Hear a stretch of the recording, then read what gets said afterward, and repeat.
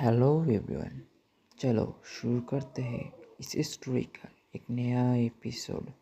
और तुम सब तुम्हारे कानों में ईयरफोन ज़रूर से लगा लेना, क्योंकि स्टोरी को अच्छी तरह समझने के लिए ईयरफोन ज़रूरी है। और चलो शुरू करते हैं एक नया सफ़र। अब आगे वैभव बाहर गार्डन में आ जाता है। वैभव इधर उधर देखता है तो उसे अर्पिता, आर्यन और रोनित के पास खड़ी दिखाई देती है। वैभव अर्पिता के पास चला जाता है। वही विरा इस वक्त रुद्र के साथ सबसे थोड़ी दूरी पर खड़ी थी। विरा रुद्र को देखते हुए बोली, मैं उम्मीद करती हूँ आप ये किसी को नहीं बताओगे। रुद्र मुस्कुराते हुए बोला, डोंट वरी विरा, छोटी बहन कहा है तो तुम्हारा ये भाई तुम्हारी सच्चाई किसी के सामने नहीं आने देगा।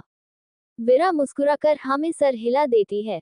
वैभव अर्पिता को देखते हुए बोला, अर्पिता जी वो सीमी आपको अभी अपने रूम में बुला रही है। वैभव की आवाज सुनकर अर्पिता वैभव को देखते हुए बोली, आज वो शैतानों की दादी अंदर कर क्या रही है, बाहर क्यों नहीं आए। वैभव अर्पिता का हाथ पकड़ उसे अंदर खींचकर ले जाते हुए बोला, अरे जल्दी चलो, उसे आपकी हेल्प चाहिए। अरे आराम से चल रही हूँ, इतनी क्या जल्दी है। अर्पिता वैभव के पीछे पीछे चलते हुए कहती है। वैभव जल्दी जल्दी अंदर जाते हुए घिरे से बोला, अरे वो आपकी शैतानों की नानी बीमार पड़ गई इसलिए आपको बुलाने आया हूँ। क्या सीमी बीमार है, क्या हुआ उसे। अर्पिता हैरानी में जोर से बोल देती है। अर्पिता और वैभव से कुछ दूर पर विरा, रुद्र और अंकेश आ रहे थे। अर्पिता की आवाज सुनकर विरा वैभव के पास आते हुए बोली, क्या हुआ सीमी को। वैभव विरा को देख कुछ नहीं बोल पाता। वैभव को सीमी की धमकी याद आ जाती है। वैभव धीरे से बोला, वो तो अर्पिता जी बताएगी ना। विरा अर्पिता वैभव को इग्नोर कर सीमी के कमरे की ओर चले जाते हैं। उनके पीछे वैभव, रुद्र और अंकेश भी चले जाते हैं। वही शिवेश रूम में बैठा रिद्धिमा की तस्वीर देख रहा था। रिद्धिमा भी विरा की तरह खूबसूरत थी। शिवेश की आंखें हल्की नम थी। शिवेश की आंखों के सामने कुछ पुरानी यादें तैरने लगती है, जहां एक लड़की एक बहुत बड़ी निर्माणाधीन बिल्डिंग पर खड़ी थी। वो लड़की और कोई नहीं रिद्धिमा थी। वो बिल्डिंग के आखिरी छोर पर खड़ी थी। रुद्र आगे आते हुए बोला, रिधु देखो, ऐसा नहीं करते, कुछ नहीं हुआ, बच्चा जो हुआ उसे भूल जाओ, मैं हूं ना तुम्हारे साथ और शिवेश भी तो है। शिवेश रुद्र के साथ आगे बढ़ रहा था। शिवेश रिद्धिमा को देखते हुए बोला, हाँ रिधु, कुछ नहीं हुआ है, मैं हूं ना तुम्हारे साथ, मेरे लिए आज भी तुम पहले वाली रिधु हो, अब नीचे आओ। रिद्धिमा रोते हुए ना में सर हिलाते हुए बोली, नहीं भैया, आपकी रिधु को उन लड़कों ने अपवित्र कर दिया है, मुझे अब और नहीं जीना। आई रियली सॉरी भाई, और शिव प्लीज मुझे माफ कर देना, मैं तुम्हारा साथ नहीं निभा पाए, रियली सॉरी भाई, I love you Shiv and goodbye. इतना कहकर रिद्धिमा उस बिल्डिंग से छलांग लगा देती है।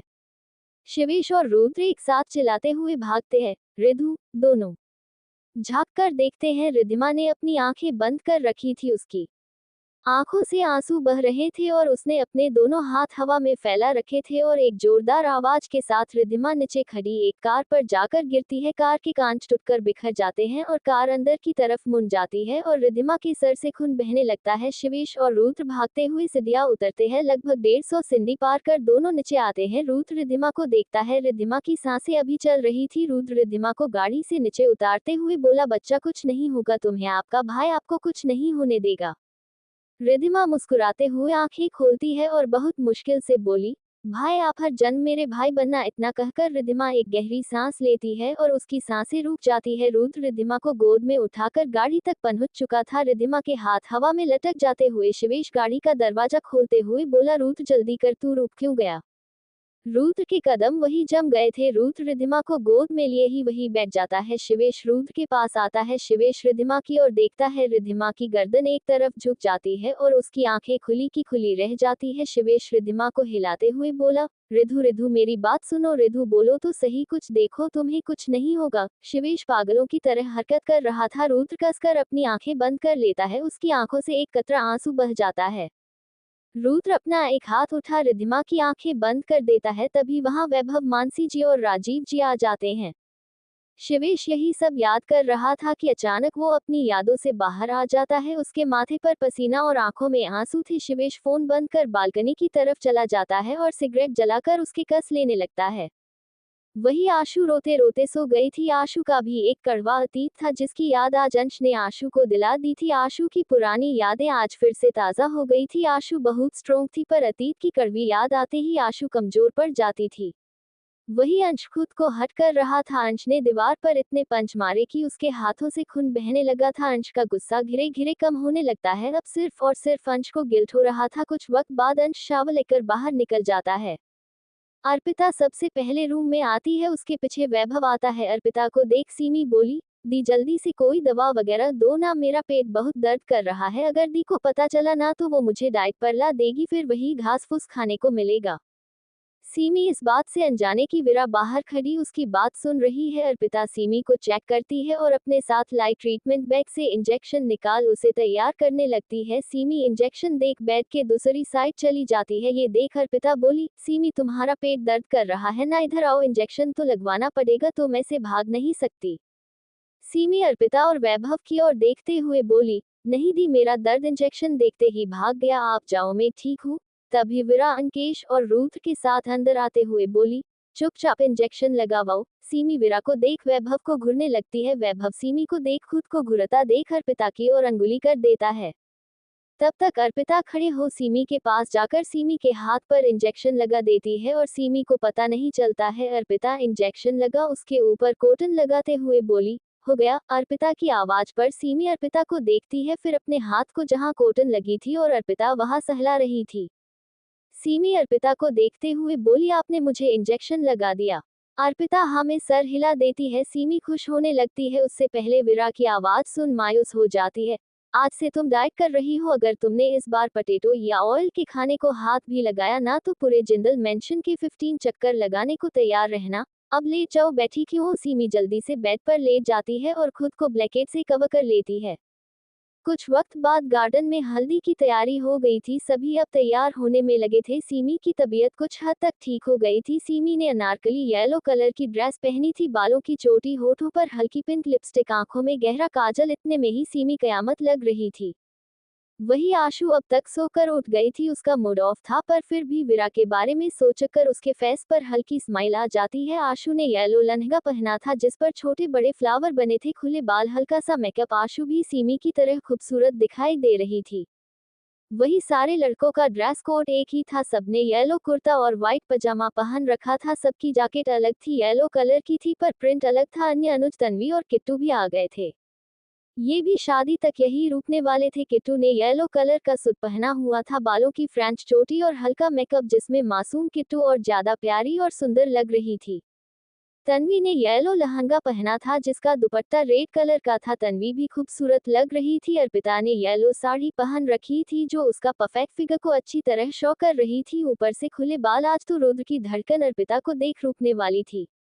वही हमारी दुल्हन तो सबसे अलग और खूबसूरत, इतनी की पूरी दुनिया एक झलक देख वीरा की दीवानी हो जाए। सिंपल प्लान येलो साड़ी जो वीरा पर बहुत ज्यादा खूबसूरत लग रही थी, ऊपर से फ्लावर ज्वेलरी, हल्का सा टचअप, माथे में छोटी येलो बिंदी। इतने में ही वीरा कहर ढाह रही थी। कुछ वक्त बाद सभी गार्डन में थे। एक तरफ शिवेश बैठा था, दूसरी तरफ वीरा। दोनों के फेस पर कोई खुशी दिखाई नहीं दे रही थी, पर उन दोनों को देख सबके चेहरों पर स्माइल थी। मानसी जी हल्दी का कटोरा शिवेश के आगे रखती है। सबसे पहले नानी दादी हल्दी लगाती है, उसके बाद रीना जी, मानसी जी, विशाखा जी शिवेश के मुंह पर ढेर सारी हल्दी लगा देती है। शिवेश मुंह बनाते हुए बोला, चाची सभी थोड़ी थोड़ी लगाते हैं, फिर आपको इसे चेहरे पर लेप रही हो। शिवेश की बात का जवाब रुद्र देते हुए बोला, तू इतने में ही चिढ़ रहा, जब हमारी बारी आएगी तब क्या होगा। शिवेश रुद्र को घूरने लगता है। उसके बाद सभी एक एक कर हल्दी लगा देते हैं। अंकेश शिवेश को हल्दी लगाता है। उसका मन तो नहीं था, पर वीरा का दोस्त होने के नाम अंकेश अपने दिल पर पत्थर रखकर सारी रस्मों में शांति होता है। अब बारी रुद्र और अंश की थी। रुद्र और अंश दोनों एक दूसरे को देख डेविल स्माइल करते हैं। शिवेश दोनों को देखते हुए बोला, तुम दोनों भी कभी ना कभी मेरी जगह बैठे होगी, उस दिन तुम दोनों को मैं छोड़ूंगा नहीं, इसलिए सोच समझकर हल्दी लगाना। दोनों हाँ में गर्दन हिला शिवेश के सामने बैठ जाते हैं और दोनों हाथों में हल्दी ले लेते हैं। दोनों शिवेश के हाथों पर, चेहरे पर और पैरों पर हल्दी लिप देते हैं। शिवेश मन ही मन बोला, कमीनों कभी तो बात मान लिया करो मेरी। तभी कोई पानी की बाल्टी शिवेश पर गिरा देता है। शिवेश आंखें बंद करते हुए बोला, वैभव ठंड में पानी कौन गिराता है। वैभव मुस्कुराते हुए बोला, हम भाई, पानी हल्का गर्म था और उसमें हल्दी पाउडर मिलाया गया था। अन्य भी एक बाल्टी पानी शिवेश पर गिरा देता है। शिवेश लाचारी में ना में गर्दन हिला देता है, जैसे कह रहा हो, इन गधों का कुछ नहीं हो सकता। शिवेश की बची हल्दी से अब विरा को हल्दी लगाई जाती है। पहले सभी बड़े हल्दी लगाते हैं। सीमी विरा को हल्दी लगाते हुए बोली, दिया आप हमेशा मुझसे सबसे ज्यादा प्यार करना, कभी ये ना हो कि जीजू से शादी के बाद आप उनसे मुझसे ज्यादा प्यार करने लगे। सीमी यह सब कहते हुए बहुत क्यूट लग रही थी। विरा सीमी के चेहरे पर हाथ रखते हुए बोली, ऐसा कभी नहीं होगा और तू तो मेरी बच्ची है, भला कौन माँ अपने बच्चे से कम और किसी और से ज्यादा प्यार कर सकती है। सीमी इमोशनल होते हुए विरा के गले लग जाती है। दोनों बहनें अकेली थी, हाँ परिवार था, वो सब विरा और सीमी से बहुत प्यार करते थे, पर माँ पापा का होना किसी जन्नत से कम नहीं है और माँ बाप की कमी कोई पूरी नहीं कर सकता। आर्यन दोनों बहनों के गले लगते हुए बोला, अरे मैं भी तो हूँ, मुझे भी गले लगाओ। विरा मुस्कुराते हुए आर्यन को भी गले लगा लेती है। विरा के पास सीमी और सीमी के साथ विरा थी, पर आर्यन तो बिल्कुल अकेला था, उसका तो कोई नहीं था। तीनों को ऐसे गले लगे देख नानी की आंखों में आंसू आ जाते हैं। नानी मन में बोली, देख रही हो सानवी, तुम्हारी बेटी कितनी स्ट्रोंग है। आर्यन और सीमी दोनों को पता तक नहीं चलने दिया कि उनके माँ बाप इस दुनिया में नहीं है। दोनों को अपने बच्चों की तरह प्यार दिया है, कभी उन्हें किसी चीज की कमी महसूस नहीं होने दी। एक दिन बाद तुम्हारी बेटी की शादी हो जाएगी और मुझे पक्का यकीन है कि वो सबको खुश रखेगी, पर खुद से वो कितनी अकेली है, कितने दर्द उसने अपने अंदर, कितना अकेलापन समेट रखा है, इसका अंदाजा शायद कोई भी नहीं लगा सकता। पर तुम चिंता मत करना, तेरी बेटी इतनी मजबूत है कि उसे कोई नहीं तोड़ सकता, कोई नहीं। नानी अपने ख्यालों से बाहर तब निकलती है जब उन्हें अर्पिता की आवाज सुनाई देती है। अर्पिता अपनी कमर पर हाथ रख आर्यन और सीमी को घूरते हुए बोली, तुम दोनों इतने इमोशनल क्यों हो रहे हो, अभी तो हल्दी है, विरा की विदाई थोड़ी हो रही है, अब हटो दोनों यहाँ से, हमें भी विरा को हल्दी लगाने दो। सीमी मुंह बनाते हुए विरा से अलग हो जाती है। आर्यन हल्दी लेकर विरा को लगाते हुए मन में बोला, भगवान करे दी आपको इतना प्यार मिले कि आप अपने अतीत के सारे दर्द भूल जाओ। आर्यन के बाद अर्पिता और आशु विरा को हल्दी लगा देती है। अंकेश भी नम आंखों से विरा को हल्दी लगा देती है। आर्यन और रोनित मिलकर विरा पर हल्दी का पानी गिरा देते हैं। विरा देते को घुरने लगती है। सभी कुछ देर हल्दी से खेलते हैं। वैभव घिरे से सीमी के गाल पर हल्दी लगा देता है। सीमी घिरे से मन ही मन मुस्कुरा देती है। वही आशु अंश को इग्नोर कर रही थी। आशु का इग्नोर करना अंश को हट कर रहा था, पर अंश ने गलती की थी तो ये उसके लिए सजा थी।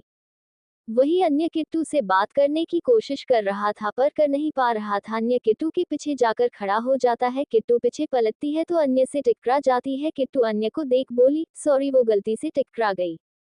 अन्य किट्टू के मासूम चेहरे को देखते हुए मन में बोला, यार ये इतनी मासूम क्यों है।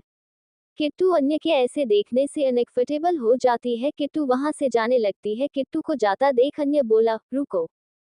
किट्टू वापस पलटते हुए बोली, जी कहिए। अन्य अपना हाथ आगे बढ़ाते हुए बोला, हाय मैं अन्य, क्या आप मुझसे दोस्ती करेगी। किट्टू अन्य के हाथ को देखती है, फिर अन्य को देखती है। अन्य अपनी नीली आंखों से किट्टू को ही देख रहा था। किट्टू अपना हाथ उठा अन्य से हाथ मिलाते हुए बोली, हाय मैं किट्टू।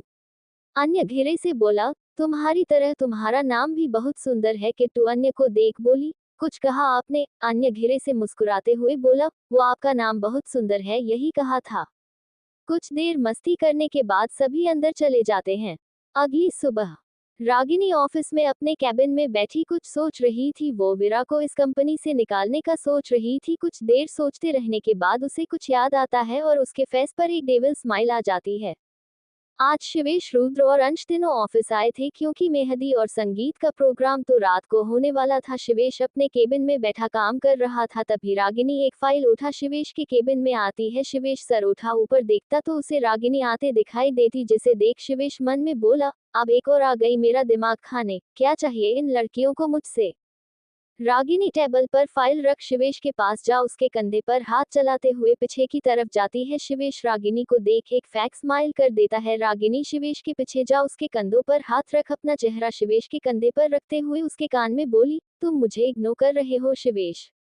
शिवेश रागिनी की बात सुनकर रागिनी का हाथ पकड़ आगे लाते हुए बोला, नहीं रागिनी, ऐसा कुछ नहीं है, बस काम में बिजी था तो तुम पर ध्यान नहीं दे पाया। रागिनी शिवेश की गोद में बैठ जाती है। शिवेश को रागिनी की हरकतों पर गुस्सा आ रहा था, पर शिवेश खुद को कंट्रोल करता है।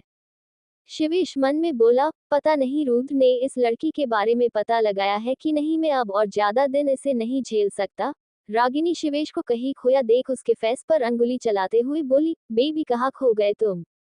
शिवेश रागिनी की आवाज सुन होश में आते हुए बोला, वो कोई भी केबिन आ सकता है, तुम सामने चेयर पर बैठो। रागिनी मुंह बनाते हुए बोली, पर तुम्हारे केबिन में कोई आता है तो वो नॉक करके आएगा ना।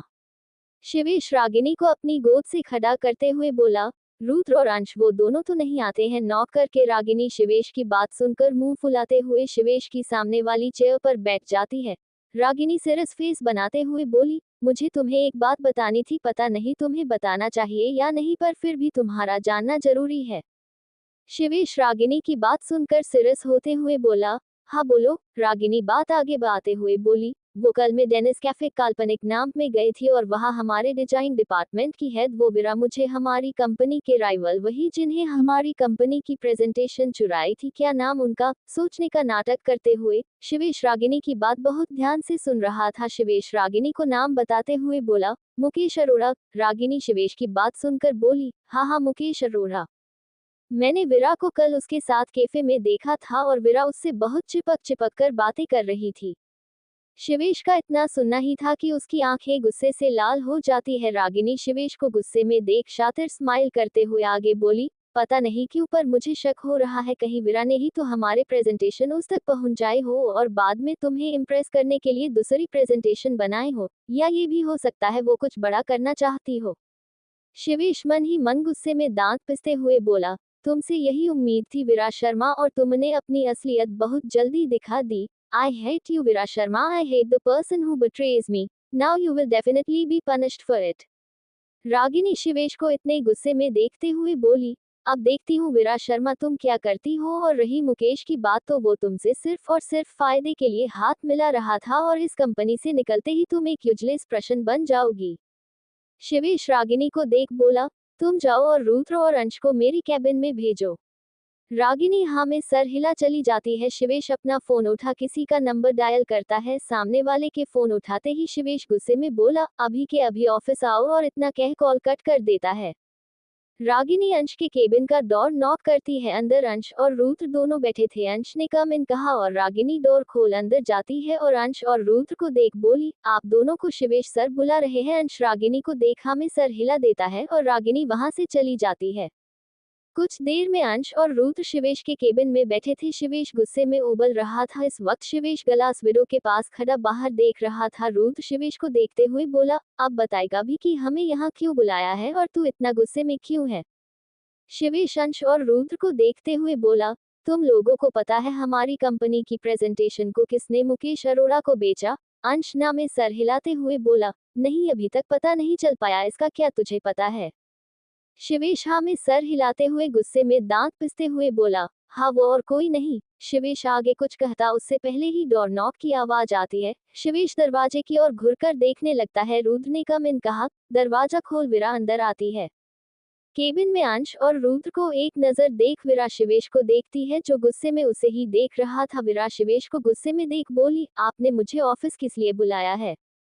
रुद्र अंश को देखता है तो अंश कंधे उचका देता है। दोनों की नजर शिवेश पर चली जाती है। शिवेश विरा के सामने जाकर खड़ा हो जाता है। शिवेश विरा की आंखों में आंखें डाल एक जोरदार थप्पड़ विरा की गाल पर मारता है। विरा का फेस एक तरफ झुक जाता है। रुद्र और शिवेश दोनों हैरानी में खड़े हो जाते हैं। शिवेश ये क्या कर रहा है तू। रुद्र शिवेश के पास आते हुए बोला। शिवेश रुद्र को हाथ दिखा वही रोक देता है। शिवेश विरा की ओर देखता है। विरा का फेस अब भी एक तरफ झुका था। उसकी आंखें गुस्से से लाल हो गई थी। आज तक किसी ने भी विरा को टच तक नहीं किया था और शिवेश ने उसे थप्पड़ मारा। शिवेश विरा को घूरते हुए बोला, तुम दोनों को जानना था ना कि हमारा प्रोजेक्ट मुकेश अरोड़ा तक किसने पहुंचाया, तो वो यही मोहतरमा है जिसने प्रेजेंटेशन को मुकेश अरोड़ा तक पहुंचाया। और तो और इसकी हरकतें देख तो यही लगता है कि यह मुकेश अरोड़ा के बिस्तर तक। शिवेश आगे कुछ बोलता उससे पहले कैबिन में एक जोरदार थप्पड़ की आवाज गूंज जाती है। रुद्र और अंश की सामने का नजारा देख आंखें फैल जाती है। विरा गुस्से में कांप रही थी और अपनी लाल हुई आंखों से शिवेश को घुरे जा रही थी। शिवेश का चेहरा एक तरफ झुक गया था। उसके चेहरे पर विरा के हाथ की छाप दिखाई दे रही थी। विरा शिवेश की कॉलर पकड़ उसकी आंखों में आंखें डालकर बोली, बस बहुत हुआ शिवेश सिंघानिया, आपका जो मन करता है वो मुझे कहते हो और मैं चुपचाप सुन लेती हूँ। इसका ये मतलब नहीं है मैं गलत हूँ। लड़की हूँ तो क्या हुआ, मैं किसी का बिस्तर गर्म करते नहीं फिरती। तो अपनी जबान और सोच पर लगाम लगाए रखो, वरना ये विरा शर्मा क्या कर जाएगी ये खुद मुझे नहीं पता। इतना कहकर एक झटके में शिक्षा की कॉलर छोड़ देती है। शिवेश से तो कुछ बोला ही नहीं जा रहा था, तभी उसे रागिनी की बात याद आती है। शिवेश वीरा के कंधे पकड़ अपने करीब खींचते हुए बोला, तो फिर कल तुम उस मुकेश अरोड़ा से क्यों मिलने गई थी? वीरा एक नजर शिवेश के हाथों को देखती है। शिवेश ने अपनी पकड़ वीरा के कंधे पर कस रखी थी। वीरा शिवेश को देखते हुए गुस्से में बोली, हाथ हटाओ अपने। शिवेश वीरा के कंधे से पकड़ ढीली कर देता है और अपने हाथ पीछे खींच लेता है। वीरा शिवेश को देखते हुए बोली, हाँ मैं गई थी मुकेश अरोड़ा से मिलने। वीरा की बात सुनकर अंश रुद्र को हैरानी होती है। शिवेश तिरछी स्माइल करते हुए बोला, मैंने कहा था ना ये उसके साथ मिली हुई है। वीरा शिवेश के सामने अपने फोन में एक वीडियो प्ले कर देती है। ये उसी रेस्टोरेंट की वीडियो थी। वीरा ने मुकेश अरोड़ा के साथ जो बातें की थी और मुकेश अरोड़ा का वीरा को पैसे के लिए लालच देना, सब उस वीडियो में था। शिवेश, रुद्र और अंश तीनों वीडियो को देखते हैं। वीडियो देखने के बाद तो शिवेश की बोलती बंद हो जाती है। रुद्र शिवेश को देखते हुए बोला, तुम्हें जिस किसी ने भी ये जानकारी दी है उसने तुमसे झूठ बोला है और हर बार की तरह तुमने इस बार भी किसी की बातों पर बिना सबूत के बिलीव कर लिया। वीरा एक गहरी सांस लेकर रुद्र और शिवेश पर एक नजर डाल वहां से बिना कुछ बोले चली जाती है। अंश शिवेश को देखते हुए बोला, तुमने भाभी को थप्पड़ मारकर अच्छा नहीं किया। शिवेश शिवेश कुछ नहीं कहता है और चुपचाप अपना कोट उठा केबिन से निकल जाता है। रुद्र और अंश दोनों एक दूसरे को देख लाचारी में गर्दन हिला देते हैं। वीरा सीधे रागिनी के केबिन में जाती है। अपने केबिन में वीरा को बिना नॉक किए आता देख रागिनी गुस्से में वीरा को देखते हुए बोली, ये क्या बदतमीजी है, तुम ऐसे कैसे मेरे रूम में घुसी चली आ सकती हो? वीरा रागिनी के पास जाकर उसकी चेयर घुमा अपने सामने कर लेती है और बिना कुछ कहे रागिनी के गालों पर अपने दोनों हाथों से थप्पड़ बरसाना शुरू कर देती है। रागिनी को तो समझ ही नहीं आया उसके साथ क्या हुआ। रागिनी वीरा के हाथों को पकड़ने की कोशिश करती है पर वीरा के हाथ इतने फास्ट थे कि रागिनी के हाथ में नहीं आते। वीरा आखिर में एक जोरदार थप्पड़ रागिनी की गाल पर जड़ देती है। रागिनी के दोनों गाल लाल हो गए थे। रागिनी वीरा को देख गुस्से में तमतमाते हुए बोली, ये क्या हरकत है तुम्हारी? तुम्हारी हिम्मत कैसे हुई मुझे थप्पड़ मारने की? वीरा गुस्से में रागिनी के चेहरे के पास अपना चेहरा ले जाती है। अपनी लाल हुई आंखों से रागिनी को देखते हुए बोली, तुम्हें क्या लगा तुम शिवेश सर को मेरे खिलाफ भड़काओगी और मुझे पता तक नहीं चलेगा? सब पता है मुझे तुमने सिंघानिया कंपनी किस मकसद से ज्वाइन की है। ये भी तो आइंदा से मेरे रास्ते में कदम रखने से पहले 100 बार सोच लेना, वरना तुम्हारा वो असर करूंगी कि तुम खुद को नहीं पहचान पाओगी। इतना कह वीरा एक झटके में रागिनी की चेयर छोड़ बाहर चली जाती है। इस वक्त वीरा बहुत गुस्से में थी। वीरा बिना किसी को देखे ऑफिस से बाहर निकल जाती है। वही रागिनी तो डर से कांप रही थी, उसके फेस पर पसीना आ गया था। रागिनी पसीना पोंछते हुए बोली, इस वीरा को कैसे पता चल गया कि मैंने शिवेश को इसके खिलाफ भड़काया है? और इसे कैसे पता मैं किस मकसद से आई हूँ? कहीं मुकेश ने तो नहीं? नहीं, वो कैसे बता सकता है? पर क्या पता उसने ही बताया हो। यहाँ रागिनी अपने ख्यालों में उलझी हुई थी। वही शिवेश गाड़ी लेकर ऑफिस से निकल गया था। शिवेश को खुद पर गुस्सा आ रहा था कि वो कैसे एक लड़की पर हाथ उठा सकता है। क्यों वो खुद के गुस्से को कंट्रोल नहीं कर पाया और वीरा पर हाथ उठा दिया। शिवेश खुद से बोला, क्यों मैं खुद पर कंट्रोल नहीं कर पाया? क्यों जब मैंने रागिनी की बातें सुनी तब मेरा खून खोलने लगा? आखिर ये वीरा मुझे इतना इफेक्ट क्यों कर रही है? और स्टीयरिंग पर हाथ मारते हुए बोला, वाई। शिवेश एक खाली जगह पर गाड़ी रोक देता है और गाड़ी से बाहर निकल सिगरेट निकाल उसे अपने होठों के बीच रख लाइटर से जलाने लगता है। शिवेश सिगरेट के 2-3 कस लेकर धुआं छोड़ता है। तभी वहां एक बूढ़ा आदमी आता है। उसके कपड़े फटे हुए थे और उसने अपने हाथ में लाठी ले रखी थी जिसके सहारे वो चला आ रहा था।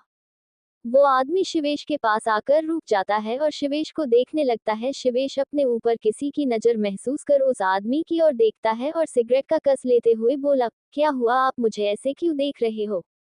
वो बूढ़ा आदमी मुस्कुराते हुए बोला, ये जो तुम पी रहे हो तुम्हें पता है ये शरीर को कितनी हानि पहुंचाता है? शिवेश उस बूढ़े आदमी की बात सुनकर सिगरेट को देखता है, औकात वापस उसका कस लेता है और धुआं छोड़ते हुए बोला, पता है बहुत नुकसान है इसके, पर लत लग गई है। वो बूढ़ा आदमी कुछ नहीं कहता और गौर से शिवेश का चेहरा देखता है और मुस्कुराते हुए बोला, जो होता है वो अच्छा होता है बेटा, तुम चाहकर भी कुछ नहीं बदल सकते हो। तुम्हारी किस्मत में जिसका होना लिखा है वो तुम्हें मिल रहा है। तो अपनी ये जिद छोड़ो और उसे खुशी खुशी अपनाओ। शिवेश उस आदमी की बातें सुनकर सोच में पड़ जाता है पर उसे उस आदमी की बातें समझ नहीं आती। शिवेश वापस उस आदमी को पूछने के लिए उस और देखता है जहां वो आदमी था, पर वो आदमी अब उस जगह नहीं था। शिवेश इधर उधर देखता वो आदमी उसे कहीं नजर आता है। शिवेश उस आदमी की बातें इग्नोर कर गाड़ी में बैठ जाता है और जिदल मेंशन की ओर चला जाता है। शाम के समय सभी अपने अपने रूम में तैयार हो रहे थे। वीरा ने मेहंदी कलर का स्लीवलेस ब्लाउज और घाघरा पहन रखा था, बाल खुले थे। मेहंदी कलर के इस लहंगे में वीरा बहुत सुंदर लग रही थी। वीरा को मामी ने तैयार किया था। मामी अपनी आंख से काजल निकाल वीरा के कान के पीछे लगाते हुए बोली, मेरी बच्ची आज बहुत प्यारी लग रही है, भगवान आपको हर बुरी नजर से बचाए। सीमी किट्टू और तन्वी के साथ अंदर आते हुए बोली, हाँ हाँ आप अपनी इसी बच्ची की नजर उतारना। मामी मुस्कुराते हुए पीछे पलटी है और सीमी को ही देखती है। सीमी ने मेहंदी कलर की साड़ी पहन रखी थी। किट्टू और तन्वी ने मेहंदी कलर की लहंगा पहना हुआ था। मामी हाथ से सीमी की नजरें उतारते हुए बोली, क्या बात है, आज तो हमारी राजकुमारी कहर ढाह रही है। तभी विशाखा जी मानसी जी के साथ अंदर आते हुए बोली, मेरी बेटी है ही इतनी खूबसूरत लता जी।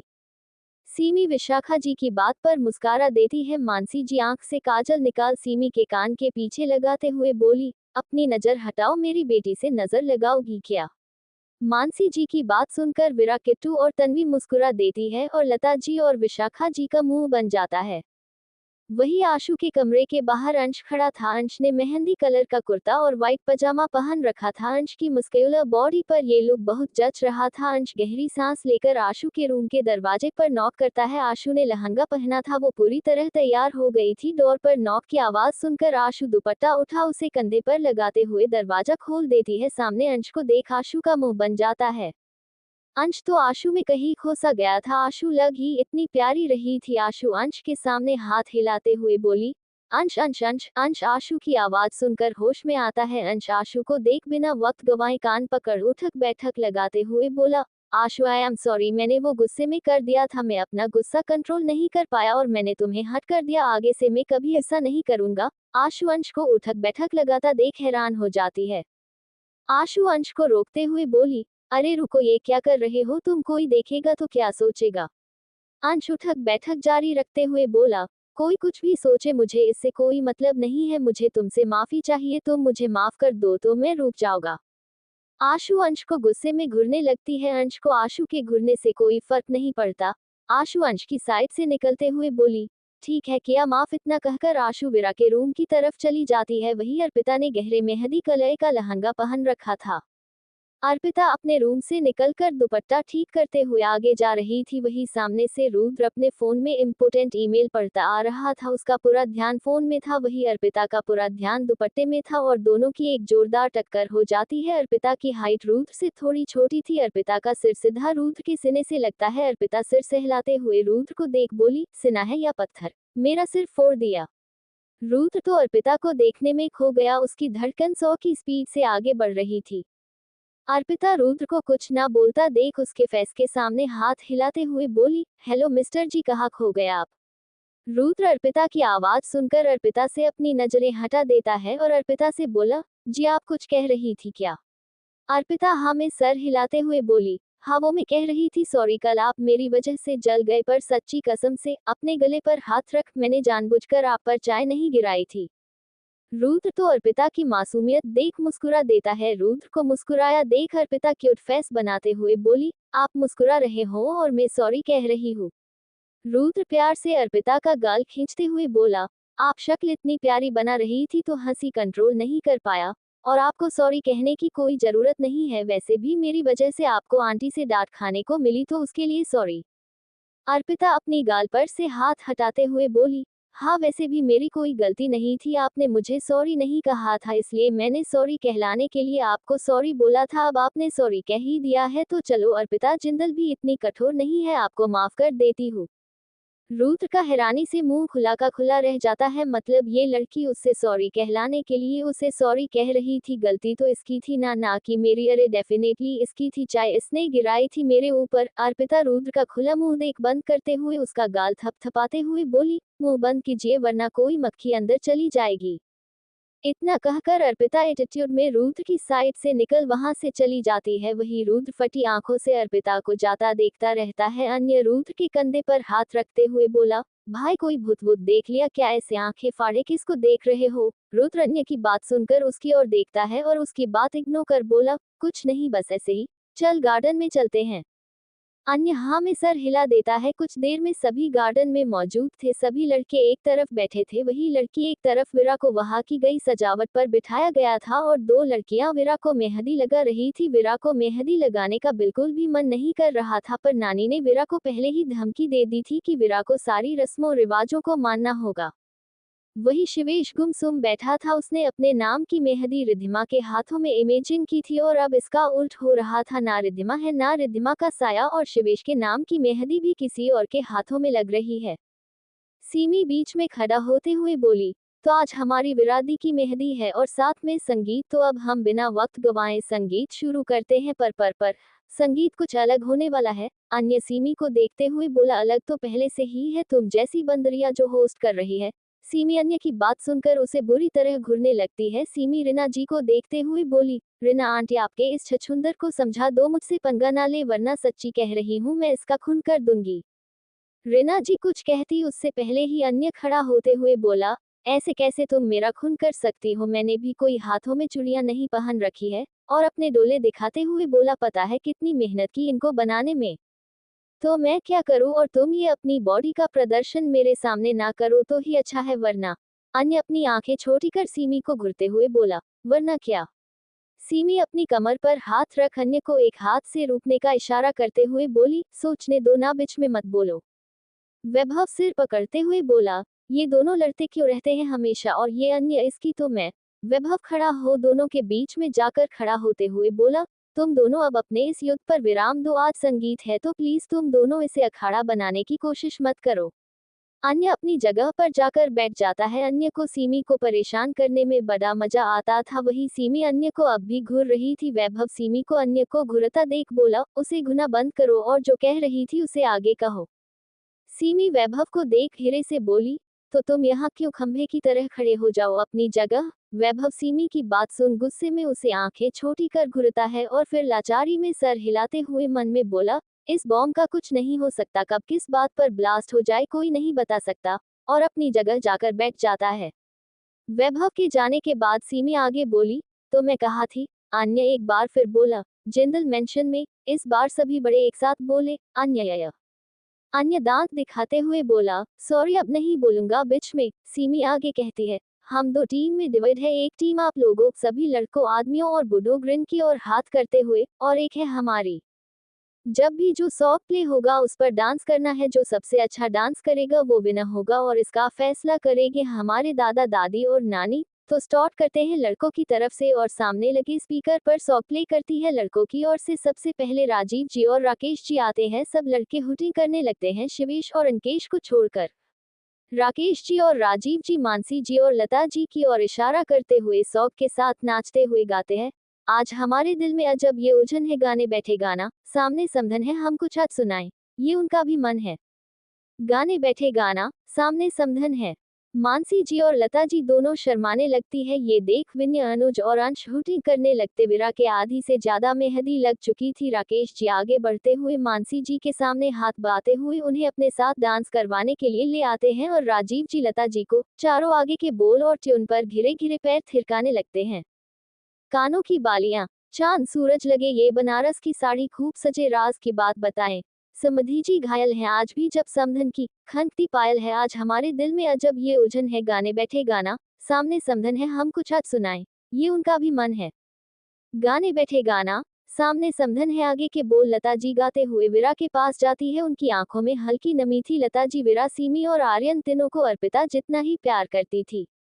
मेरी छाया है जो आपके घर चली, सपना बन के मेरी पलकों में है पली, राज की बात बताएं, ये पूंजी जीवन की शोभा आज से है, ये आपके आंगन की, आज हमारे दिल में अजब ये उलझन है, सामने समधी जी गा रही, समधन है हमको जो है निभाना, वो नाजुक बंधन है। सामने समधी जी गा रही, समधन है। इसी के साथ चारों का डांस खत्म हो जाता है। सभी जोर जोर से तालियां बजाते हैं और दादा दादी और नानी दोनों को सेम सेम पॉइंट देते हैं। अब आगे लड़कियों की तरफ से सीमी और आशु, तन्वी और किट्टू चारों आते हैं। इधर से चारों लड़कियों को साथ आते देख वैभव, अन्य, अंश और अनुज चारों आ जाते हैं। चारों एक एक कर चारों लड़कियों के सामने खड़े हो जाते हैं। अगला सॉन्ग चलता है और चारों लड़कियां वीरा के पास जाकर एक साथ सॉन्ग के साथ साथ गाने लगती है। मेहंदी है मेहंदी मेहंदी है मेहंदी मेहंदी है मेहंदी मेहंदी है मेहंदी शर्मा ना ऐसे बनो रे अब जाना है घर तुझको सजन के चले गए हम भी तेरे संग तेरे दहेज में तेरे घर साजन के। चारों एक साथ पीछे पलटते हैं, चारों लड़के एक साथ स्टाइल में आते हुए लड़कियों की तरफ इशारा करते हुए गाने लगते हैं। तुझको ही तुझको ही तुझको ही दुल्हन बनाऊंगा, तुझको ही दुल्हन बनाऊंगा वरना कुंवारा मर जाऊंगा। तुझको ही दुल्हन बनाऊंगा वरना कुंवारा मर जाऊंगा। चारों लड़कियां एक साथ कमर पर हाथ रख आगे आते हुए शौक के साथ साथ डांस स्टेप करते हुए गाती है। जाके जोगन बन जाऊंगी संग तेरे में ना आऊंगी, सबसे मैं ये कह जाऊंगी तुझको ना दूल्हा बनाऊंगी, तुझको ना दूल्हा बनाऊंगी, चाहे कुंवरी मर जाऊंगी तुझको ना दूल्हा बनाऊंगी, चाहे कुंवरी मर जाऊंगी। वैभव सीमी का हाथ पकड़ अपने पास खींचता है और उसके पीछे खड़ा हो उसके माथे की ओर इशारा करते हुए आगे का डांस करते हुए साथ में गाता है। तेरे लिए लाऊंगा बिंदिया चांद सितारों की, तेरे लिए लाऊंगा बिंदिया चांद सितारों की, पहनाऊंगा चुनर में तुझको नई बहरों की। सीमी वैभव के पेट पर कोहनी मार आगे जाते हुए उसकी ओर मुड़ते हुए आगे के बोल गाते हुए साथ में डांस करने लगती है। सीमी के पीछे तीनों लड़कियां और लड़के डांस करने लगते हैं। अरे जा रे कुंवारे मुझ पे डोरे तू डाल ना ऐसे, मेरे आगे पीछे फिरते हैं तेरे जैसे। आशाशु के कंधे से कंधा मारते हुए आगे इशारा करते हुए डांस करने के साथ आगे गाता है। अब अंश आगे और तीनों लड़के उसके पीछे थे। नखरे ना कर दीवानी अब मान भी जा रानी। आशु आगे आते हुए आगे के बोल गाती है। ना बनेगी तेरी कहानी चल छोड़ दे यह मनमानी। चारों लड़के एक साथ आगे के बोल गाकर लड़कियों के पास आकर गाते हैं और साथ में डांस के स्टेप करते हैं। तुझको ही छला पहनाऊंगा, तुझको ही छला पहनाऊंगा वरना कुंवारा मर जाऊंगा। आगे की लाइन पर चारों लड़कियां एक साथ जंप करते हुए डांस के साथ गाती है। जैक जोगन बन जाऊंगी संग तेरे नामे आऊंगी, सबसे मैं ये कह जाऊंगी तुझको ना दूल्हा बनाऊंगी, चाहे कुंवारी मर जाओगी। चारों लड़के एक साथ कमर पर हाथ रख चारों लड़कियों को घुरने लगते हैं। आगे के बोल पर रुद्र भी एंट्री ले लेता है और अर्पिता को खींचते हुए सबके बीच में लाते हैं। अर्पिता रुद्र को खुद से दूर धक्का देते हुए आगे के बोल गाने लगती है। अब अर्पिता आगे और चारों लड़कियां उसके पीछे डांस करती है। शादी वादी के चक्कर में मुझे नहीं पड़ना, चार दीवारों में घुट घुट करके मुझे नहीं मरना। रुद्र अर्पिता का हाथ पकड़ अपने पास खींचते हुए आगे गाता है। खुली हवाओं की मैं तुझको सैर कराऊंगा, हनीमून में लंदन पेरिस तुझे घुमाऊंगा। अर्पिता रुद्र को खुद से दूर कर आगे जाते हुए गाती है। चिकनी चिकनी बातों में ओ ना तेरे हाथों में।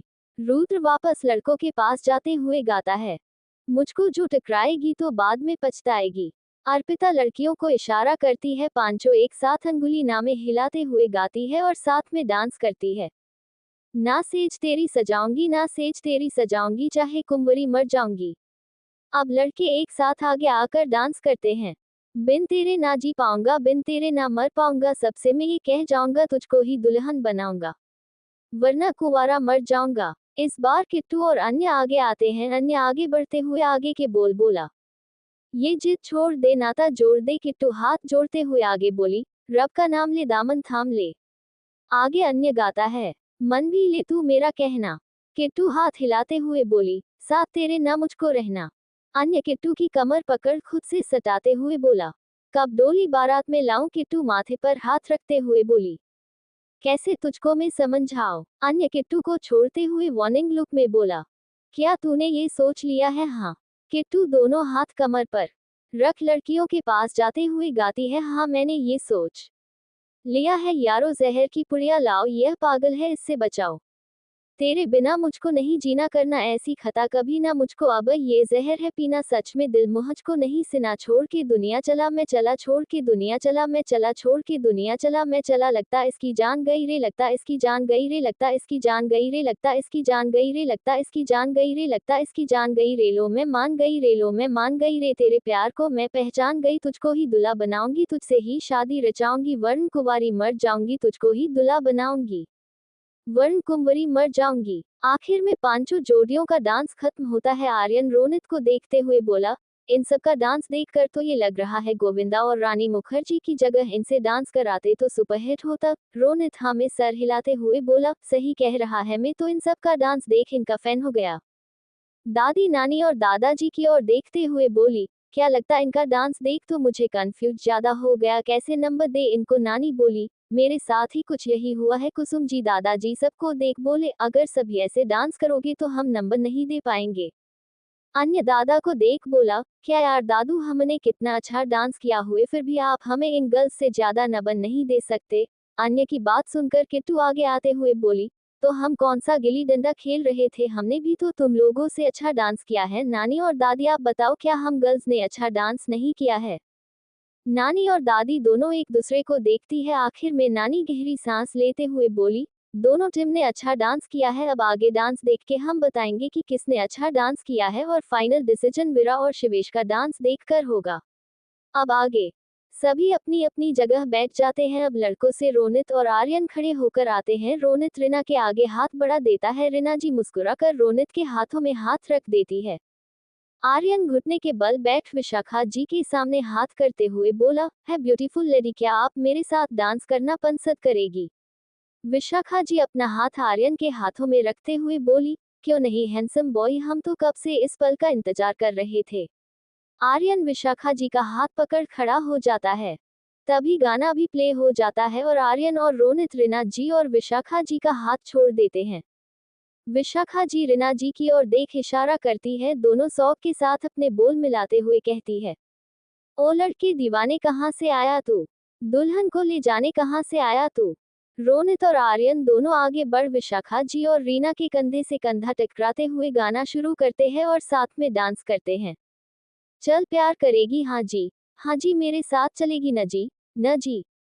आर्यन आगे आकर विशाखा जी का हाथ पकड़ घुमाते हुए उनसे सटेप से सटेप मिलाते हुए आगे के बोल गाता है, अरे तू हाँ कर या न कर, तेरी मजरई सोनिए, हम तुमको उठा कर ले जाएंगे, डोली में बिठा कर ले जाएंगे। विशाखा जी रिना जी के पास आकर उनके पीछे छिपने का इशारा करते हुए आगे के बोल गाते हुए डांस करती है। हम घर में कहीं छुप जाएंगे, संग तेरे नहीं हम जाएंगे। आप चारों एक साथ आगे डांस करते हैं। ओह चल प्यार करेगी, हाँ जी, हाँ जी, मेरे साथ चलेगी न जी, न जी। रोनित रिना जी के पास आकर उनके चेहरे की ओर इशारा करते हुए आगे के बोल गाते हुए डांस करता है। ओ गोरे गोरे मुखड़े वाली, ओ काले काले नैनों वाली, मान मेरा एहसान कि मैंने हाँ कर दी तू, वरना कुंवारी रह जाती। ये शादी हमारी रच जाती। रीना जी डांस करते करते आगे के स्टेप भूल जाती है। विशाखा जी रीना जी को इशारे से नाचने का कहती है, पर रीना जी उनके साथ स्टेप से स्टेप नहीं मिला पाती है और लड़के वाले जोर जोर से हुटिंग करने लगते हैं, क्योंकि रीना जी के बीच में रुक जाने से उनको एक पानित मिल जाता है और हमारी लड़कियां उदास हो जाती है। चारों अपनी अपनी जगह बैठ जाते हैं। अन्य और वैभव रोनित और आर्यन की पिठ थपथपाते हैं। दादाजी लड़कों का एक पानिट अनाउंस करते हैं। अन्य तो सीमी को चिढ़ाने के अंदाज से थम्स डाउन का चिन्ह का इशारा करने लगता है, जिसे देख सीमी का मुंह बन जाता है। तभी सारी लाइट बंद हो जाती है। सभी बोलने लगते हैं। नानी राकेश जी को आवाज लगाते हुए बोली, राकेश देखो जरा लाइट को क्या हुआ है। राकेश जी हाँ माँ कहकर खड़ा होने लगते हैं कि तभी एक फोकस लाइट एक लड़के पर आकर पड़ती है। सबकी तरफ उसकी पीठ थी और साथ में गाना भी शुरू हो जाता है। ढोलक में ताल है, पायल में छन छन, घूंघट में गोरी है, सेहरे में साजन। ये लड़का अंकेश था। अंकेश पीछे की ओर पलटता है और विरा की ओर इशारा कर गाने के बोल के साथ डांस करने लगता है। जहाँ भी ये जाए बहारें ही छाएं, ये खुशियां पाए, मेरे दिल ने दुआ दी है, मेरे यार की शादी है। अंकेश का साथ देने आशु खड़ी हो जाती है और आगे के बोल गाकर साथ में डांस करती है। ढोलक में ताल है, पायल में छन छन, घूंघट में गोरी है, सेहरे में साजन। अंकेश विरा की ओर बढ़ जाता है और विरा का हाथ पकड़ सबके बीच में लाता। अब तक विरा की मेहंदी सूख गई थी और मेहंदी वाली घर की औरतों को मेहंदी लगाने लगती है। अंकेश विरा के पीछे खड़ा हो उसके हाथ से शिवेश की ओर इशारा करते हुए कहता है। अंकेश के फेस पर दर्द भरी मुस्कान थी, जिसे केवल आर्यन, रुद्र, रोनित और विरा समझ पा रहे थे। प्यार मिला, प्रीत मिली मेरे यार को, बड़ी प्यारी जीत मिली मेरे यार को। आगे के बोल गाने के लिए रोनित आ जाता है। रोनित अपने दिल पर हाथ रख मुस्कुराने का इशारा करते हुए आगे गाता है। खुश है जो दिल मैंने महफिल गीतों से सजा दी है, मेरे यार की शादी। तीनों विरा के गोल गोल चक्कर लगाते हुए डांस करते हैं। तीनों के दोस्त की शादी थी और ये गाना तीनों पर शूट कर रहा था। अंकेश उदास होकर आगे के बोल गाते हुए कहता है, हार नहीं जीत नहीं, जहाँ प्यार है। जिसमें हार जीत हो वो कहाँ प्यार है।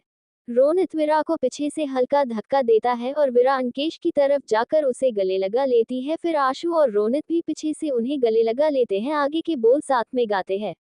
लग जा गले यार मेरे, मैंने दिल से सदा दी है, मेरे यार की शादी। तीनों अलग हो डांस करने लगते हैं। आगे के बोल पर वीरा नानी की ओर बढ़ते हुए गाती है। साथ ही सखियां बचपन का ये अंगना गुड़िया झूले, कोई भी तो होगा संगना, छुपाऊंगी आंसू कैसे भीगेंगे कंगना। नानी प्यार से वीरा के सर पर हाथ फेरती है। वीरा की आंखें हल्की नम थी, उसको अपने माँ पापा की याद आ रही थी। तभी आर्यन वीरा के सामने आ जाता है और वीरा की आंखों की नमी साफ करते हुए आगे गाता है। साथ ही सखियां रे साथी सुन ले, बोले जो ये अंगना ये मन जीवन प्यार के ही रंग में रंगना, हंस देगी तेरी चूड़ी खनकेंगे कंगना। साथ ही सुन ले रे। वहां का माहौल थोड़ा इमोशनल होने लगा था। आशु अंकेश और रोनित का हाथ पकड़ आगे ले जाती है और वीरा और आर्यन को साथ नचाते हुए सभी एक साथ गाने लगते हैं और साथ में नाचने लगते हैं। वीरा के चेहरे पर भी स्माइल आ जाती है। मेरे यार की शादी, मेरे यार की शादी, मेरे यार की शादी। गाना खत्म होते ही सभी तालियां बजा देते हैं। तभी आर्यन शिवेश को पकड़कर आगे लाते हुए बोला, अब हमारे जीजू और दी डांस करेंगे। शिवेश मना करना चाहता था पर सबकी तरफ देखना नहीं कर पाया। सभी अपनी अपनी जगह बैठ जाते हैं। आर्यन रोमांटिक गाना लगा देता है। शिवेश वीरा की ओर हाथ बढ़ा देता है। वीरा शिवेश के हाथों में हाथ रख देती है। शिवेश वीरा की कमर पर हाथ रख खुद से सटा लेता है। वीरा के दोनों हाथ शिवेश के सीने पर थे। वीरा शिवेश की आंखों में देख रही थी। शिवेश भी वीरा की आंखों में देखते हुए गाने के बोल के साथ साथ स्टेप मैच करते हुए डांस शुरू करते हैं। दिल इबादत कर रहा है धड़कने मेरी, सुन तुझको मैं कर लूं हासिल लगी है यही धुन, जिंदगी की शाख से लूं कुछ हसीन पल मैं चुन, तुझको मैं कर लूं हासिल लगी है यही धुन। दिल इबादत कर रहा है धड़कने मेरी, सुन तुझको मैं कर लूं हासिल लगी है यही धुन, जिंदगी की शाख से लूं कुछ हसीन पल मैं चुन, तुझको मैं कर लूं हासिल लगी है यही धुन। शिवेश वीरा की कमर छोड़ उसका हाथ पकड़ वीरा को गोल गोल घुमा देता है और उसके पीछे आकर दोनों हाथों को अपने हाथों में लेकर आगे के स्टेप करता है। वीरा शिवेश के साथ साथ मूव कर रही थी। जो भी जीतने पल ज्यूं उन्हें तेरे संग ज्यूं, जो भी कल हो अब मेरा उसे तेरे संग ज्यूं, जो भी सांसें मैं भरूं उन्हें तेरे संग भरूं, चाहे जो हो रास्ता उसे तेरे संग चलूं। दिल इबादत कर रहा है धड़कने मेरी, सुन तुझको मैं कर लूं हासिल लगी है यही धुन। अंकेश दोनों के डांस को ज्यादा देर तक नहीं देख पाता और खड़ा हो सीमी के पास चला जाता है। सीमी अपने हाथ में मेहंदी का कोन लिए बैठी थी। अंकेश के आते ही सीमी अपना हाथ उसके सामने कर देती है और उसे कोन पकड़ा देती है। अंकेश सीमी के बालों में हाथ फेर धीमे से मुस्कुरा देती है और सीमी का हाथ पकड़ मेहंदी लगाने लग जाता है। वही नानी दादा और दादी तो अंकेश का डांस खत्म होते ही अंदर चले जाते हैं, क्योंकि उनकी उम्र के हिसाब से वो दोनों कुछ ज्यादा जल्दी ही थक गए थे। मुझको दे तू मिट जाने, अब खुद से दिल मिल जाने, क्यों है ये इतना फासला, लम्हे ये फिर ना आने, इनको तू ना दे जाने, तू मुझ पे खुद को दे लुटा, तुझे तुझसे तोड़ लूं कहीं खुद से जोड़ लूं, मेरे जिस्मो जान पे आ तेरी खुशबू ओढ़ लूं। कुछ देर में दोनों का डांस खत्म हो जाता है। वीरा के दिल में कोई फीलिंग नहीं थी, वही शिवेश के मन में फीलिंग थी, पर वो वीरा के लिए नहीं रिद्धिमा के लिए थी। शिवेश अब भी वीरा के साथ डांस न कर कर अपनी इमेजिनेशन में रिद्धिमा के साथ डांस कर रहा था। अंकेश सीमी के हाथों में बहुत सुंदर मेहंदी डिजाइन बनाई थी, जिसे देख सीमी खुश होते हुए अंकेश की गाल पर किस करते हुए बोली, वाह अंकेश भाई, आप पहले से काफी अच्छी मेहंदी लगाना सीख गए हो। अंकेश सीमी को हाथ से इशारा करते हुए बोला, वो देख रही है तेरा होने वाला पति परमेश्वर मुझे कैसे घूर कर कर देख रहा था, जैसे अभी कच्चा चबा जाएगा। अंकेश की बात सुनकर सीमी वैभव की ओर देखती है। वैभव सच में सीमी और अंकेश को बुरी तरह घूर रहा था। वैभव ने सीमी को अंकेश का किस करते देख लिया था। वैभव सीमी को घूरते हुए मन में बोला, अब देखो कैसे बेशर्मों की तरह अंकेश को किस कर रही है ये लड़की, और जब मैंने कहा तो गुस्सा तो ऐसे हो रही थी जैसे मैंने इसकी जान मांग ली हो। तुम्हें तो मैं नहीं छोड़ने वाला सीमी की बच्ची, मेरे अलावा किसी और को किस करने सजा क्या होती है। सीमी वैभव को इग्नोर करते हुए बोली, इसको जाने दो, आप मुझे खाना खिलाओ, मुझे बहुत जोरों से भूख लगी है। अंकेश हाँ में सर हिला उसके लिए खाना लेने चला जाता है। अर्पिता को आर्यन खाना खिला रहा था। आशु रोनित के पास आकर उसके पैर पर पैर मारते हुए बोली, ओ गधे सुन। रोनित आशु को घूरते हुए बोला, मारा क्यों। अंश दोनों से थोड़ी दूर रुद्र और शिवेश के साथ बैठा था। उसका सारा ध्यान आशु और रोनित पर था। अंश को रोनित से जलन हो रही थी। उसने आशु को जितना देखा जाना है उस हिसाब से आशु रोनित के साथ हमेशा मस्ती करते रहती थी। कभी कभी तो अंश को गलत फहमी भी हो जाती थी कि आशु कहीं रोनित को पसंद तो नहीं है, फिर खुद को समझा लेता, नहीं वो सिर्फ दोस्त है। आशु रोनित के पास चेयर पर बैठते हुए बोली, क्योंकि मुझे बहुत जोरों से भूख लगी है और मेरे पेट में चूहे दौड़ रहे हैं। रोनित आशु के हाथों में मेहंदी देखते हुए बोला, तो तुझे किसने दुल्हन बनने को कहा था? तूने क्यों हाथ भरकर मेहंदी लगाई हुई है? आशु रोनित को घूरते हुए बोली, तू अपनी ये बकवास बंद कर और मेरे लिए खाना लेकर आ। रोनित आशु को देखते हुए खड़ा हो जाता है, खाना लाने चला जाता है। वही खाने के पास किट्टू ने अपनी प्लेट में 10 से 12 रसगुल्ले रख रखे थे और किट्टू बड़े मजे से स्वाद लेकर खा रही थी। अन्य कब से किट्टू को खाते देख रहा था, अब अन्य से रुका नहीं जाता और अन्य किट्टू के पास चला जाता है। वही किट्टू पूरा का पूरा रसगुल्ला मुंह में रखते हुए आंखें बंद कर लेती है। अन्य किट्टू के सामने आकर खड़ा हो जाता है और किट्टू के मासूम फेस को देखने लगता है। किट्टू स्वाद लेकर रसगुल्ले को खा रही थी और अजीब अजीब से मुंह बना रही थी। अन्य फोन निकाल किट्टू की पिक्चर क्लिक कर लेता है और फोन वापस पॉकेट में डाल लेता है। अन्य किट्टू के माथे पर मारता है। किट्टू झट से आंखें खोल सामने अन्य को देखती है। अन्य को अपने सामने खड़ा देख किट्टू जल्दी से अपनी प्लेट में रखे रसगुल्ले गिनने लगती है। अन्य किट्टू को ऐसा करता देख हैरान रह जाता है। अन्य किट्टू से बोला, ये क्या कर रही हो तुम? किट्टू प्लेट वही टेबल पर रख अन्य के सामने हाथ करते हुए बोली, आप बता सकते हैं ये कितना है? अन्य किट्टू को अजीब नजरों से देखने लगता है। अन्य को ऐसे देखता पाकर किट्टू बोली, अरे बताए ना कितना है? अन्य किट्टू के हाथ को देख किट्टू को देखते हुए बोला, 5 है। पर तुम ऐसे क्यों पूछ रही हो? जब आपको अच्छे से दिखाई देता है तो आप देख सकते हो ना मैं क्या कर रही हूँ। अन्य माथे पर 2 अंगुली रख सहलाते हुए किट्टू से बोला, तुम ना सीमी से दूरी बनाकर रखो वरना बहुत जल्दी तुम उसके जैसी हो जाओगी। क्या कहा तुमने? अब तुम मेरी दोस्त को भी मेरे खिलाफ भड़काने लगे हो।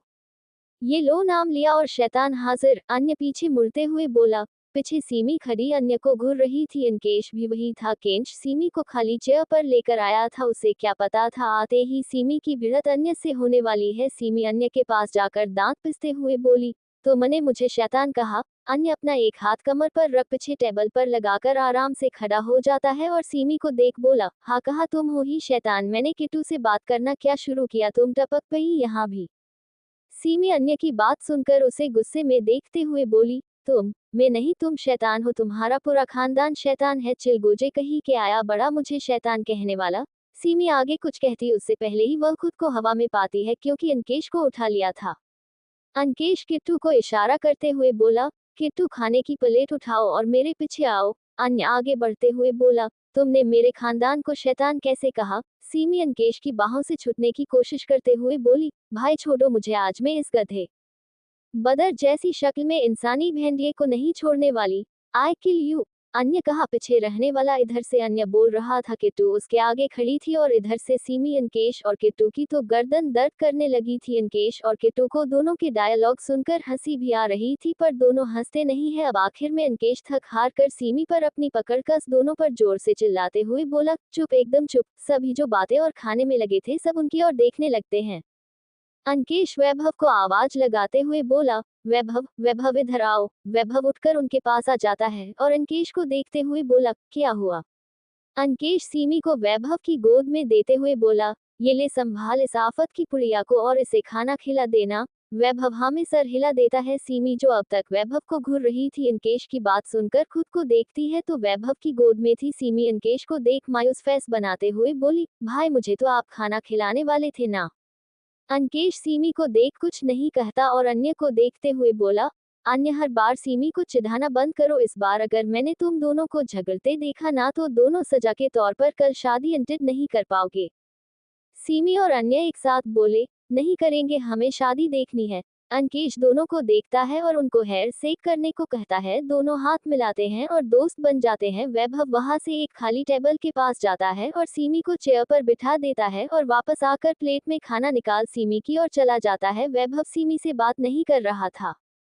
सीमी वैभव के कंधे पर एक अंगुली से पोक करते हुए बोली, तुम कुछ बोल क्यों नहीं रहे हो? वैभव सीमी को एक बाइट और खिलाते हुए रूड आवाज में बोला, चुपचाप खाना खाओ।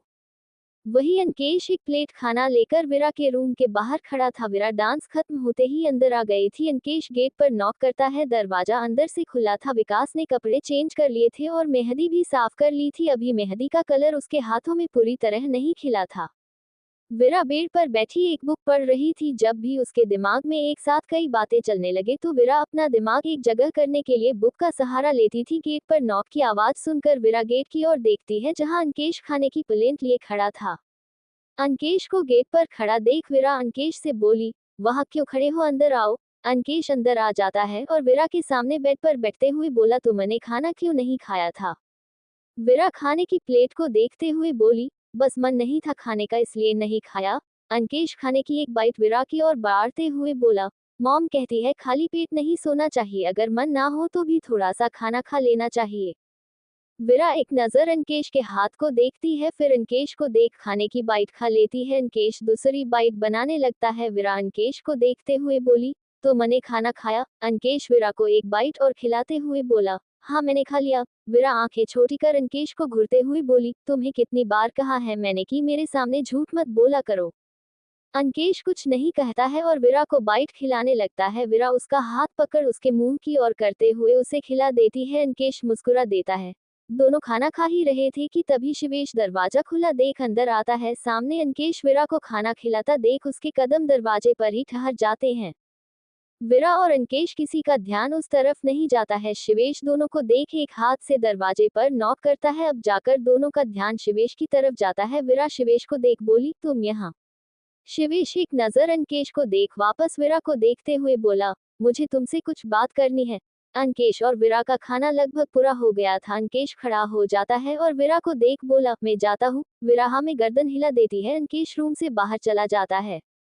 शिवेश अंकेश को जाते हुए देखता रहता है। विरा एक नजर शिवेश को देख वॉशरूम में चली जाती है और कुछ देर में वापस आती है तो देखती है शिवेश सोफे पर बैठा फोन चला रहा था। विरा शिवेश के पास जाते हुए बोली, बोलो क्या बात करनी थी तुम्हें। शिवेश विरा की ओर बिना देखे एक पेपर उसकी ओर बढ़ा देता है। विरा नासमझी में कुछ देर पेपर देखती है, फिर शिवेश के हाथों से पेपर लेकर पढ़ने लगती है। ये पेपर कॉन्ट्रैक्ट के थे जिसमें शिवेश ने अपनी तरफ से कुछ कंडीशन रखी थी। कंडीशन कुछ ऐसे थी, 1. विरा कभी भी शिवेश की पत्नी बनने की कोशिश नहीं करेगी और ना ही किसी के सामने दोनों की शादी बारे में बताएगी। 2. शिवेश विरा को कभी भी अपनी पत्नी होने का हक नहीं देगा। वो दोनों एक बेडरूम में रहेगी पर एक दूसरे से अनजान बनकर। 3. विरा कभी भी शिवेश की लाइफ में इंटरफेयर करने की कोशिश नहीं करेगी और ना ही शिवेश कभी भी विरा की लाइफ में इंटरफेयर करेगा। और नीचे शिवेश ने अपने साइन कर रखे थे। विरा कॉन्ट्रैक्ट पढ़कर शिवेश की ओर देखती है। शिवेश अब भी अपने फोन में देख रहा था। विरा शिवेश को देखते हुए बोली, ये सब क्या है और मैं अगर इन कंडीशन को ना मानूं तो। शिवेश फोन में देखते हुए बोला, तो हम ये शादी यही रोक देते हैं। सबसे जाकर कह देना कि तुम्हें मुझसे शादी नहीं करनी है। विरा सीरियस आवाज में बोली, ठीक है मुझे तुम्हारी कंडीशन मंजूर है। शिवेश एक पेन उठा विरा की ओर बढ़ा देता है। विरा शिवेश के हाथों से पेन लेकर साइन करने लगती है और पेपर शिवेश की ओर बढ़ा देती है। शिवेश पेपर अपने हाथ में लेकर बोला, ठीक है कल तुम्हें इसकी कॉपी मिल जाएगी। विरा कुछ नहीं कहती है। शिवेश विरा के रूम से चला जाता है। शिवेश ने ये नहीं सोचा था कि विरा इतनी जल्दी उसकी शर्त मान जाएगी। शिवेश मन में सोचते हुए बोला, ये लड़की मेरी समझ से बाहर है, जो इसके बारे में सोचो ये उससे अलग ही कुछ करती है। वही विरा अपने रूम से निकलकर टेरेस पर चली जाती है। उसके मन बहुत उथल पुथल चल रही थी। विरा टेरेस पर जाकर एक साइड खड़ी हो जाती है और चांद को देखने लगती है। कुछ देर विरा चांद को ऐसे ही निहारती रहती है, तभी उसे कुछ गिरने की आवाज आती है। विरा पलट कर देखती है तो वहां कोई नहीं था। विरा इधर उधर देखती है तो टेरेस के कोने में उसे कोई बैठा दिखाई देता है। विरा उस ओर बढ़ जाती है। ये राकेश मामा थे। मामा जी इस वक्त वाइन पी रहे थे। वो हल्के नशे में थे। विरा जाकर अपने मामा के सामने बैठ जाती है और उनके हाथों से वाइन का गिलास लेकर एक तरफ रख देती है। राकेश जी विरा की तरफ देखते हैं। विरा को इस वक्त टेरेस पर देख मामा जी बोले, तुम अभी तक सोई नहीं। विरा राकेश जी की बात इग्नोर कर बोली, आप इस वक्त यहाँ क्या कर रहे हो और ये सब क्या है। राकेश मामा मुस्कुराते हुए विरा के सर पर हाथ फेरते हैं। उनकी आंखें नशे से हल्की हल्की लाल हो गई थी। विरा एकटक राकेश मामा को देख रही थी। मामा को देखकर विरा को शक हो रहा था। विरा मामा को हाथ अपने हाथों में लेकर बोली, आप कुछ छुपा रहे हो। मामा नामे सर हिलाकर खड़े हो जाते हैं और नीचे जाने के लिए कदम बढ़ा देते हैं। विरा मामा को जाते देखती है। मामा कुछ दूर जाकर रुक जाते हैं, पीछे मुड़ते हुए बोले, ज्यादा देर तक यहाँ बैठे मत रहना, जल्दी अपने रूम में चले जाना। विरा हाँ में सर हिला देती है और राकेश मामा नीचे चले जाते हैं। विरा अब भी वही बैठी रहती है। उसके दिमाग में ढेर सारे सवाल चल रहे थे जिसका जवाब उसके पास नहीं था। विरा वही दीवार के सिर लगाकर आसमान में चमकते चांद को देखने लगती है। अगली सुबह आर्यन इस वक्त एयरपोर्ट पर खड़ा था। आज काया आने वाली थी। आर्यन काया को लेने एयरपोर्ट पर आया था। कुछ देर में फ्लाइट लैंड होने का अनाउंसमेंट होता है। कुछ देर में काया अपना लगेज लिए बाहर आ रही थी। उसने व्हाइट जींस के साथ ब्लू टॉप विद जैकेट पहन रखा था। बालों का जुड़ा बनाया हुआ था जिसमें से कुछ लंटे उसके चेहरे पर बिखरे हुए थे। काया इधर उधर देखते हुए आ रही थी। वो पहली दफा इंडिया आई थी इसलिए वो आसपास का नजारा देख रही थी। साथ में उसकी नजरें आर्यन को भी ढूंढ रही थी। आर्यन काया को देख भागते हुए जाता है और उसे गले लगा लेता है। काया को तो समझ नहीं आया अचानक उसके साथ क्या हुआ। उसके हाथ से लगेज छूटकर नीचे गिर जाता है। काया को ये स्पर्श जाना पहचाना लगता है। आर्यन काया पर अपनी पकड़ कसते हुए बोला, मिस यू बेबी। काया आर्यन से दूर हो उसके सीने पर मारते हुए बोली, तभी तुमने मुझे बहुत याद किया। हाँ। आर्यन काया का हाथ पकड़ अपने कंधे पर रखता है और एक हाथ से काया की कमर पकड़ खुद से सटा लेता है और दूसरे हाथ से काया के बाल पकड़ उसके सुर्ख लाल होठों पर अपने सख्त होठ रख देता है और काया को किस करने लगता है। आसपास ज्यादा लोग तो नहीं थे पर कुछ लोग थे जो दोनों को देख शर्माते हुए चले जाते हैं। काया आर्यन के सीने पर मुक्के बरसाते हुए उससे छूटने की कोशिश करती है पर आर्यन काया के बाल खींचते हुए उसे और ज्यादा पैशनेट से किस करने लगता है। आर्यन 10 मिनट तक काया को किस करता है और काया से घिरे से अलग होता है। काया लंबी लंबी सांसें लेने लगती है। आर्यन काया को देख मुस्कुराते हुए बोला, क्या बेबी हर बार की तरह 10 मिनट की किस में ही थक गई? ऐसे कैसे तुम मुझे पूरा झेल पाओगी? काया गुस्से में आर्यन को घूरते हुए जोर से उसके पैर पर पैर मारती है और बाहर जाने लगती है। आर्यन पैर उठा चिल्लाते हुए बोला, यार बेबी हर बार तुम मुझे ऐसे मारा मत करो। काया जाते हुए पीछे पलटते हुए बोली, तो तुम भी जगह देखकर अपनी ये बेशर्मों वाली हरकत किया करो। आर्यन बैंग उठा काया के पीछे भागते हुए जाता है। आर्यन और काया जिंदल मेंशन के लिए निकल जाते हैं। वहीं विरा टेरेस पर बैठे बैठे सो गई थी। विरा की आंख सुबह 5 बजे खुलती है और विरा नीचे अपने रूम में चली जाती है। दोपहर के वक्त काया सभी परिवार वालों से मिल चुकी थी। सीमी तो काया से मिलकर बहुत खुश थी। विरा इस वक्त मामा जी के साथ गार्डन में बैठी थी और उनके सामने पंडित जी बैठे मंत्र पढ़ रहे थे। ये पूजा मंडप बनाने से पहले होती है जिसमें मामा जी गार्डन में एक बांस की लकड़ी का रोपण करते हैं। उसके बाद वहां मंडप की सजावट होने लगती है। विरा पूजा खत्म कर वापस अपने रूम में चली जाती है। 2 घंटे बाद सभी शादी के लिए तैयार थे। लड़कों ने व्हाइट पजामा कुर्ता और उसके ऊपर क्रीम कलर की जैकेट पहन रखी थी। सिर पर गुलाबी पगड़ी पहने हुए थे। शिवेश ने क्रीम कलर की शेरवानी पहन रखी थी। सर पर रेड पगड़ी, गले में मोतियों की माला और कंधे पर रेड फ्लावर प्रिंटेड दुपट्टा था जिसे पीछे से लेकर एक हाथ पर डाल रखा था। शिवेश दूल्हे के लुक में बहुत ज्यादा हैंडसम लग रहा था। शिवेश पहले ही बहुत हैंडसम था, आज इस लुक में वो और भी ज्यादा अच्छा लग रहा था। अंश शिवेश को देख सिटी बजाते हुए बोला, आय हाय आज तो तेरी सारी सालियां तेरे पीछे लट्टू हो जानी है। शिवेश अंश की बात सुनकर एक गुस्से वाला लुक उसे देता है। वही रूथ अंश की बात पर हंस पड़ता है।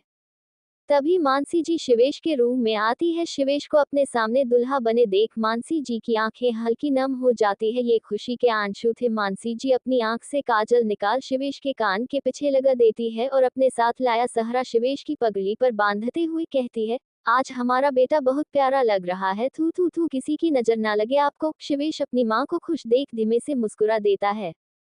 वही विरा के रूम में सीमी विरा के सर पर चुनरी उड़ाते हुए बोली, अब लग रही है आप स्वर्ग से आए अप्सरा जैसी। विरा सीमी की बात पर मुस्कुरा देती है। विरा इस वक्त पूरी दुल्हन की तरह तैयार बैठी थी। नाक में नथनी, माथे पर मांगटिका, होठों पर डार्क रेड लिपस्टिक, आंखों में काजल, माथे पर लाल बिंदी, कानों में बड़े बड़े झुमके, बालों का जुड़ा बना पीछे गुलाब लगाए हुए थे, गले में कुंदन का हार और लाल दुल्हन जोड़ा और सर पर ग्रीन चुनरी, हाथों में चूड़ियां। विरा आज बहुत खूबसूरत लग रही थी। सीमी ने सच ही कहा, विरा आज स्वर्ग से उतरी अप्सरा से कम नहीं लग रही थी। विरा खुद को एकटक आईने में देख रही थी तभी वहां नानी आ जाती है। नानी विरा को दुल्हन बना देख मुस्कुरा देती है। नानी मन में बोली, वही खूबसूरती है आपकी जैसी आपकी माँ की थी। नानी विरा के सामने आ उसके हाथ पकड़ लेती है और विरा के हाथों में डायमंड का कड़ा पहनाते हुए बोली, आपकी माँ ने आपके लिए बनवाए थे। विरा एकटक उन कड़ों को देखने लगती है। नानी विरा की नजर उतारते हुए बोली, हमारी राजकुमारी बहुत सुंदर लग रही थी, भगवान आपको बुरी नजर से बचाकर रखे। सीमी पीछे खड़ी विरा को देख रही थी। सीमी ने अपनी माँ को नहीं देखा था पर जब से उसने होश संभाला था तब से विरा ही उसकी माँ बनकर हर कदम पर उसके साथ खड़ी रही थी। आज उसकी बहन की शादी है और वो खुश थी कि विरा ने अपने बारे में सोचा पर सीमी इस बात से अनजान थी कि विरा अपने पापा से किया वादा निभा रही है। सभी का ड्रेस कोड आज क्रीम कलर था, इसलिए सभी ने क्रीम कलर पहन रखा था। जहां सीमी और बाकी लड़कियों ने क्रीम लहंगे पहन रखे थे, वहीं घर की औरतों ने क्रीम साड़ी पहन रखी थी। सभी आज एक से बढ़कर एक लग रही थी।